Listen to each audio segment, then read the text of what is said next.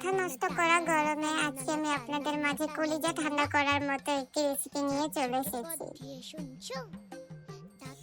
এই রেসিপিটি বানানোর জন্য এখন আমি ডাবের পানি দিয়ে জেলি তৈরি করে নেব।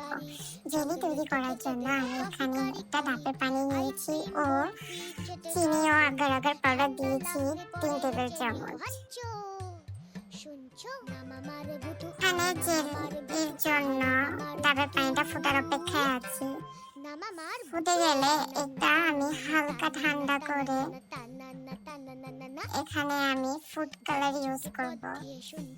এখানে আমি ইয়েলো, রেড এন্ড গ্রিন তিনটা কালার নিয়েছি। কালারগুলো মিক্স করে আমি এগুলো ফ্রিজে রেখে দেবো জেলি হওয়ার জন্য।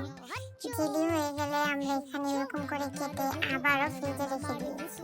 এখানে 1 কেজি পরিমাণ দুধ দিয়েছি, তারপর 2 টেবিল চামচ চিনি ও 2 টেবিল চামচ মিল্ক পাউডার দিয়েছি। তারপর এখানে আমি ডাবের কচি দিয়ে দিলাম, তারপর সাবুদানা, তারপর এই মিশ্রণটা ভালো করে জাল দিতে হবে। ভালো করে জাল না দিলে কাঁচা কাঁচা গন্ধ আসবে। দেন আমি এটা ঠান্ডা করে ফ্রিজে রাখা জেলিগুলো এখানে দিয়ে মিক্স করে নিব।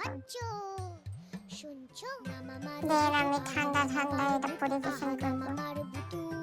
কলিজা ঠান্ডা করার মতো একটি খাবার। আপনারাও ট্রাই করে দেখবেন। বাসার সবাই খুবই পছন্দ করেছে, সবার কাছে খুবই ভালো লেগেছে খাবারটা। আমার কাছেও খুবই ভালো লেগেছে। আমি আবারও সময় পেলে বানিয়ে খাবো।